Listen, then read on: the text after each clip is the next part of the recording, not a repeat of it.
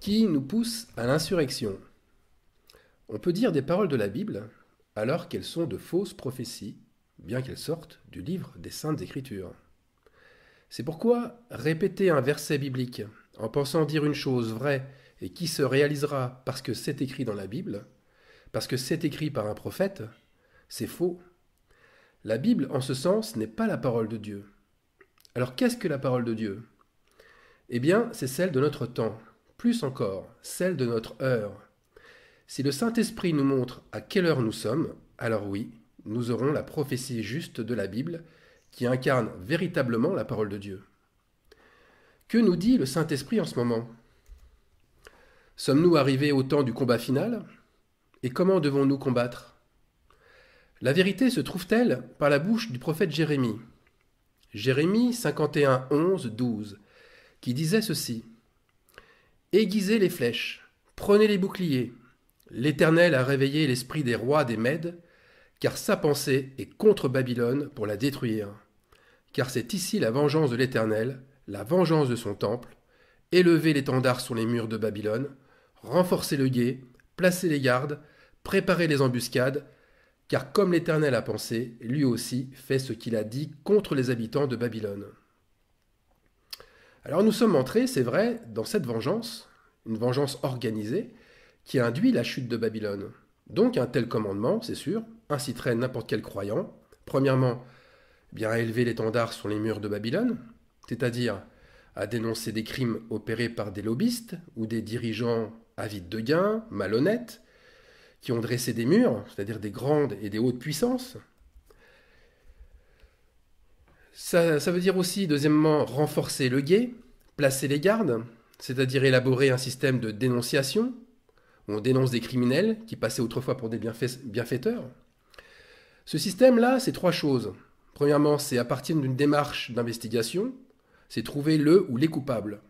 Ensuite, c'est casser leur réputation en répandant leurs mauvaises actions sur la place publique, par les réseaux sociaux, par les médias. Et enfin, c'est les traîner en justice, au moyen du procès, par la condamnation et l'emprisonnement. Enfin, troisièmement, préparer les embuscades. Eh bien, préparer les embuscades, ça consiste à organiser la rébellion en élaborant des stratégies d'attaque pour lutter contre des injustices, qui sont bien entendu des injustices sociales. Alors on fait des pétitions, on fait des rassemblements, des manifestations, des grèves, on instaure des blocages, un embargo, etc., etc. Mais l'Esprit Saint me dit tout à fait autre chose. Et il me dit une parole que beaucoup répéteront, mais elle n'est pas pour nous. C'est une prophétie pour une époque passée, c'est pour Juda, pour Israël. Quand Joachim, roi de Juda, Joachim reçoit la parole du prophète Jérémie, lui et le peuple de Juda répondent exactement cela. Ils n'ont aucun conseil à recevoir de Jérémie, car Dieu leur parle aussi à eux. Et ce qu'annonce Jérémie est faux, puisque il leur demande l'inverse de ce que leur cœur crie au plus profond d'eux-mêmes. Et ce cœur crie vengeance. Alors qui a raison? Le roi de Juda et son peuple, ou un seul homme? Qui a raison? Ce que disent la majorité des croyants et leur credo, ou un seul croyant, en minorité, mais dont le Seigneur parle par sa bouche? Jérémie, en tout cas, c'est sûr, il passait pour un fou. Et surtout pour un fou quand il a dit, Jérémie 27, 11, mais la nation qui pliera son cou sous le joug du roi de Babylone et qui lui sera soumise, je la laisserai dans son pays, dit l'Éternel, pour qu'elle le cultive et qu'elle y demeure. En période de gilets jaunes, en période de révolte populaire contre autant d'injustices, autant de corruption, autant de manipulation, eh bien la majorité des croyants pensent que c'est de la lâcheté, que de ne rien dire, que de ne rien faire, que de se laisser plier, là, comme ça, sous le joug du roi de Babylone. Eh bien oui, moi je préfère passer pour un lâche, je préfère passer pour un feignant, en ne faisant rien, plutôt que de passer pour un courageux et un clairvoyant aux yeux d'un peuple qui proteste et qui voit leur colère et leur rébellion comme légitimes et justes. Alors oui, je pense bien, nous devons tendre l'autre joue face à notre pouvoir d'achat en baisse, face à nos impôts en hausse. Oui, nous devons courber le dos face à un gouvernement qui augmente les taxes, d'un roi qui ne tient pas ses promesses. Oui, nous devons accepter l'injustice face à des entrepreneurs qui croulent sous les millions d'euros et qui exploitent leurs ouvriers avec des salaires indécents. Oui, nous devons accepter l'injustice face à l'empoisonnement massif de notre alimentation, etc., etc., etc. Notre combat de foi, c'est de ne pas nous révolter. C'est de subir en priant que notre Seigneur nous protège du mal, qu'il éloigne de nous la pénurie, la maladie et l'oppression. C'est lui qui réveille par la pensée les rois des Mèdes pour détruire Babylone. Car ce combat-là, c'est pas le nôtre, mais c'est celui de notre Dieu. Donc, nous ne devons pas tout faire pour les empêcher d'agir, tout faire pour essayer de les convaincre, ou encore tout faire pour trouver les mots afin qu'ils restent dans leur maison, chez eux. La règle, c'est la suivante, c'est que chacun fasse ce à quoi il croit être appelé. Alors, qui sont ces rois des Mèdes qui sont réveillés par l'Éternel ? Mède, en hébreu, cela signifie terre du milieu. À première vue, une indication peu utile. Sauf que les choses sont bien différentes et ce peuple porte bien son nom. Vous allez voir pourquoi. La Bible nous donne très peu d'indications sur ce peuple. Il est décrit plus particulièrement dans le livre de Daniel. C'est un peuple d'apparence très dure, qui se donne des lois irrévocables, définitives, sans appel, et elles se veulent perpétuelles. Daniel 6, verset 8. Maintenant, ô roi, confirme la défense et écris le décret afin qu'il soit irrévocable, selon la loi des Mèdes et des Perses, qui est immuable. Donc les défenseurs des Mèdes rappellent la loi sans cesse, pour que la crainte s'empare de celles et ceux qui agissent autrement. Ils ne reviennent jamais sur ce qu'ils croient. La loi est bien au-dessus du cœur. Ils ne font pas confiance au cœur, qui est tortueux, mais comme le leur. La loi sert leur idolâtrie. Elle leur permet de condamner celui qui agit différemment et qui a une foi différente de la leur. C'est comme ça que Daniel a été condamné à mort. C'est comme ça qu'il a été jeté dans la fosse aux lions, parce qu'il avait une foi différente de la leur.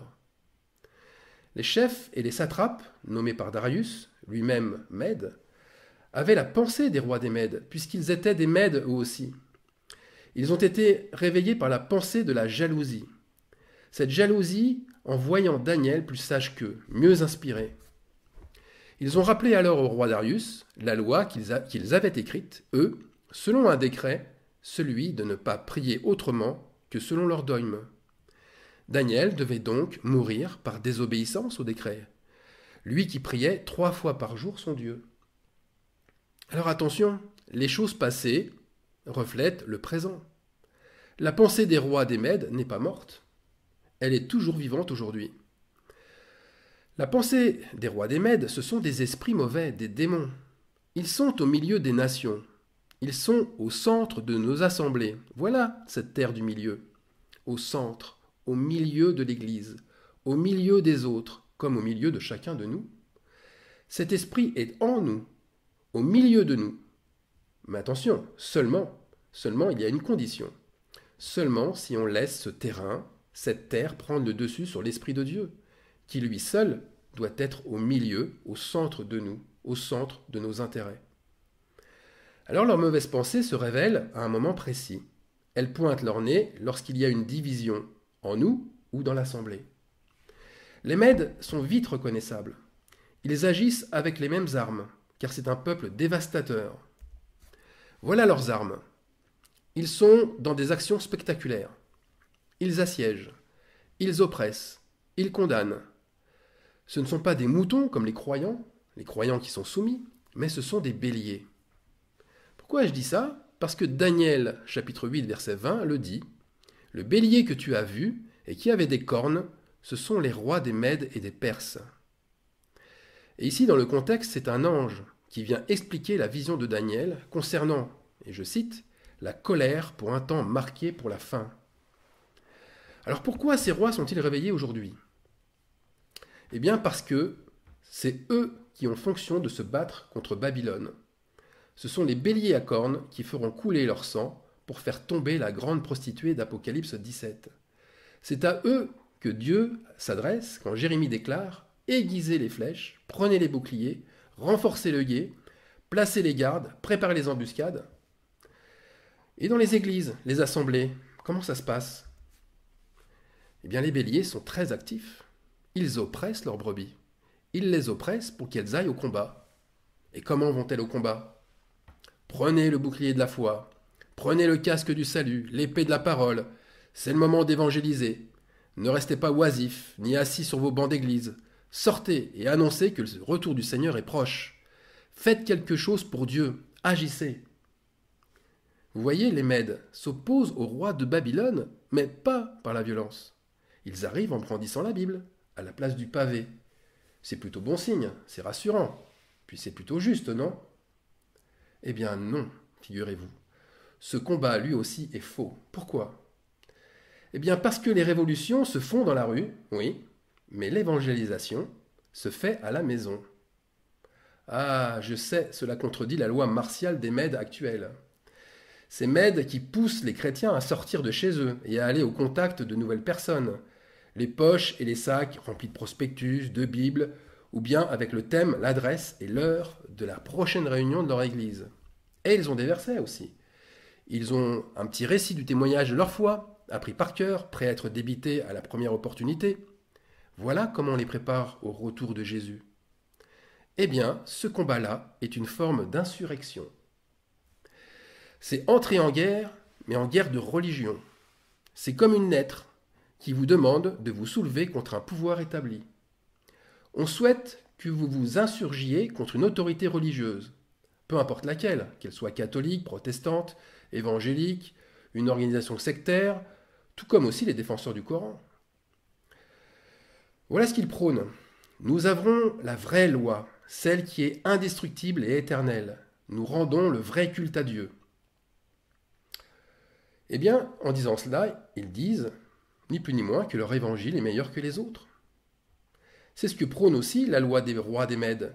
Ils pensent tous que les insoumis sont voués à l'enfer puisqu'ils sont insoumis à leur doctrine. Ils agissent un peu comme un postier. L'image d'un postier qui viendrait vous déposer un colis. Alors ils bénissent la maison si le colis est reçu, si l'accueil est courtois, mais si le colis n'est pas reçu, ils ne bénissent pas l'endroit, ils passent à autre chose. Ils pensent qu'en semant leur pain à la surface des eaux, ils récolteront de nouveaux frères et sœurs en Christ. Ils comptent en fait sur une loi. Et cette loi, ça s'appelle la loi du plus grand nombre. C'est une statistique bien connue, mais bien connue des commerçants. Plus on tire de flèches dans une même direction, et plus les chances de toucher une cible augmentent. Mais la sanctification n'est pas dans l'évangélisation à la sauce des Mèdes et des Perses. Alors que nous montre Jésus de Nazareth? Jésus nous montre l'inverse, totalement l'inverse de l'insurrection. Il nous montre la paix. Lisons Luc, chapitre 10, verset 5. Dans quelque maison que vous entriez, dites d'abord que la paix soit sur cette maison. La paix, c'était l'ordre de Jésus pour évangéliser. Il ne semait pas le trouble ni la division. Celui qui a les 7 esprits de Dieu, ça c'est ce qu'on lit dans Apocalypse 3, 20, 21, eh bien, celui qui a ces 7 esprits vient frapper à la porte des foyers, mais non pas pour les faire sortir, ou pour leur faire changer de croyance, mais pour dîner avec ceux qui l'entendent et qui lui ouvrent, et aussi avec ceux qui ont soif de cette paix.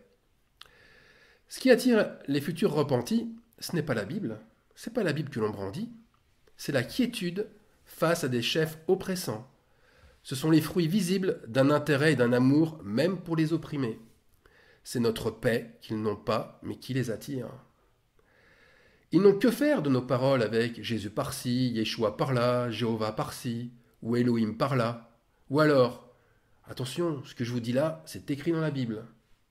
Non, ils attendent une délivrance, une vraie délivrance, et une justice, mais pas une religion, ni une personne prêchant une religion meilleure qu'une autre, car ça, c'est encore prendre part à une insurrection.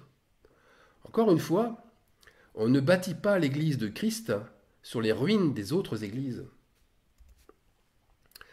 Alors qu'a fait Daniel lorsqu'il a appris qu'un décret lui interdisait de prier? Est-ce qu'il s'est mis dans l'idée d'avertir tout le peuple captif comme lui, en les incitant à la révolte, comme les Mèdes, en les incitant à se réveiller, à jeûner et à prier, ou bien s'est-il mis en tête d'aller essayer de convaincre Darius, d'aller essayer de convaincre ce roi que son évangile était le meilleur, l'évangile de Daniel? Après tout, Daniel était là pour aider le roi, le soutenir et lui faire connaître la vérité. C'est ce qu'on lit dans Daniel 11, versets 1 à 2. Alors peut-être, non, qu'il s'est persuadé de parcourir tout le pays pour proclamer l'injustice de ce décret, pour témoigner de la justice de son Dieu, qui est, elle, bien différente de celle des Mèdes et des Perses. Daniel n'avait-il pas une position de chef, lui conférant une grande renommée, une puissante autorité? C'était peut-être le moment de s'en servir pour aller évangéliser. Mais ce serait là aussi faire preuve d'insurrection. Non. Daniel était un homme de paix, et voici ce qu'il fit. Lorsque Daniel sut que le décret était écrit, il se retira dans sa maison où les fenêtres de la chambre supérieure étaient ouvertes dans la direction de Jérusalem. Et 3 fois par jour, il se mettait à genoux. Il priait et il louait son Dieu comme il le faisait auparavant. Daniel 6, verset 10. Daniel n'a rien changé à ses habitudes. Il n'a fait aucun étalage public de ce qui s'était passé. Et il était à 1000 lieues de se douter que sa détermination et que son attitude allait troubler profondément le roi des Mèdes, Darius. Le roi, déjà âgé de 62 ans, pouvait-il encore changer d'état d'esprit? Et pourtant, son attachement à la pensée des Mèdes était de moins en moins visible. Il ne trouvait plus le sommeil, ni l'appétit. Il avait perdu la joie de vivre et ne voulait plus voir ses concubines. À cause de quoi? À cause de qui? À cause de Daniel, à cause du judaïte, de l'exilé. Car Daniel baignait dans une paix inexplicable, faisant totalement confiance à la justice de son Dieu. Il avait une foi qui se fortifiait de jour en jour, et par conséquent, il ne se sentait pas poussé à faire des actes spectaculaires. Il se préparait à affronter soit le miracle, soit la mort, tout comme Jésus l'a fait, lui plus tard, dans le jardin de Gethsémane. Alors ceux qui recherchent la justice, qui soutiennent le bien, ça c'est le sens du nom de Darius, soutenir le bien, eh bien ils sont touchés par des actes qui les dépassent et qui les déstabilisent. Le roi des Mèdes avait honte de sa loi. Il avait honte d'une loi qui venait en opposition à la vraie justice, à celle de l'amour. Et il aimait Daniel, qui gardait la paix et qui gardait la soumission malgré cette loi injuste. C'est pourquoi ceux qui recherchent la justice, ils prennent finalement parti au plus profond d'eux-mêmes pour la cause du juste. Alors le miracle eut lieu, les lions qui devaient dévorer Daniel eurent la gueule fermée et ne firent rien contre lui. On ne retrouva aucune blessure sur lui. Mais il y a eu un autre miracle qui accompagna le premier. Le roi Darius fut rempli de joie. Il se repentit et sa conversion fut admirable. Quel témoignage! Lorsqu'il écrivit un nouveau décret à tout son royaume, à tous les peuples, à toutes les nations, à toutes les langues qui habitaient sur la terre, et il écrivit justement ce nouveau décret d'avoir la crainte pour le Dieu de Daniel. Car, je cite, « Il est le Dieu vivant, et il subsiste à jamais, et son royaume est un royaume qui ne sera pas détruit, et sa domination durera jusqu'à la fin. Il sauve et il délivre, et il opère des signes et des prodiges dans les cieux et sur la terre. C'est lui qui a sauvé Daniel de la puissance des lions. » C'est le témoignage de Darius. Alors moi je vous pose une question. Qui a vraiment évangélisé? Daniel ou Darius? Vous voyez, contre toute attente, c'est le roi des Mèdes, étranger lui-même, mais qui régnait sur un immense royaume, qui témoigna le plus fort en faveur du Dieu d'Israël. C'est fort quand même. Hein. Il prophétisait sur le royaume de Dieu, un royaume qui ne sera pas détruit et une domination qui durera jusqu'à la fin. L'Esprit Saint, c'est évident, l'avait véritablement loin. Alors dans ce contexte, on peut affirmer « Heureux ceux qui procurent la paix, car ils seront appelés fils de Dieu ». Ces mots prononcés par Jésus, qu'il avait prononcés sur la montagne, ça résume tout. Daniel, comme les fils de Dieu, récoltent pas ce qu'ils font, mais ce qu'ils sont. Comme les fils de Dieu respirent la paix, par conséquent, les fils de Dieu procurent une paix autour d'eux, et c'est elle qui les identifie. Ah, ce sont ces gens de paix, les fils de Dieu. Voilà comment on les identifie. Nous n'avons pas à nous rendre plus grands que le roi pour témoigner. Dieu se charge lui-même d'amener vers nous ceux qui répondront notre témoignage, qui en fait, si on regarde bien, mais c'est le sien, tout simplement. C'est comme cela que la gloire de Dieu éclate. La gloire, c'est du latin gloria, qui signifie grande renommée. La gloire de Dieu, sa grande renommée, ne se fait pas dans l'insurrection, mais elle se fait dans la paix la plus douce, sans accroc, ni heurts, comme la colombe qui est descendue sur Jésus. Cette paix vient du ciel et elle témoigne de la renommée de ceux qui l'ont réellement reçue. Alors pour les béliers, l'esprit des rois des Mèdes, ceux qui avaient écrit et défendu becs et ongles ces lois cruelles, leur insurrection les détruisirent. Ils furent amenés et jetés dans la fosse aux lions, eux, leurs enfants et leurs femmes, et avant qu'ils fussent parvenus au fond de la fosse, les lions les saisirent et brisèrent tous leurs os. Daniel 6, 24. Voilà comment finiront ceux qui auront été réveillés par l'esprit des rois des Mèdes et qui se seront livrés à la vengeance. Ils périront avec ceux qui périssent. Leurs flèches tirées contre l'ennemi se retourneront au final contre eux. Alors attention, ce message n'est pas une condamnation pour tous les Mèdes, sinon cela reviendrait à les plagier, eux aussi. Mais c'est une porte ouverte pour leur délivrance aussi. Le roi Darius n'a pas suivi cet esprit autrefois, il voulait sauver le juste. Et maintenant, c'est encore un moment où des aveugles peuvent voir, où des cœurs durs peuvent se briser et se convertir. Ma prière, c'est celle du psaume 8, verset 16. Que notre Seigneur libère en brisant les portes d'airain et en rompant les verrous de fer ceux qui se sont révoltés contre les paroles de Dieu, parce qu'ils avaient méprisé le conseil du Très-Haut. Leur cœur a été humilié par la souffrance, ils ont succombé et personne ne les a secourus. Mais dans leur détresse, ils ont crié à l'Éternel, et il les a délivrés de leurs angoisses. Il les a fait sortir des ténèbres et de l'ombre de la mort, et il a rompu leurs liens. Amen. Amen.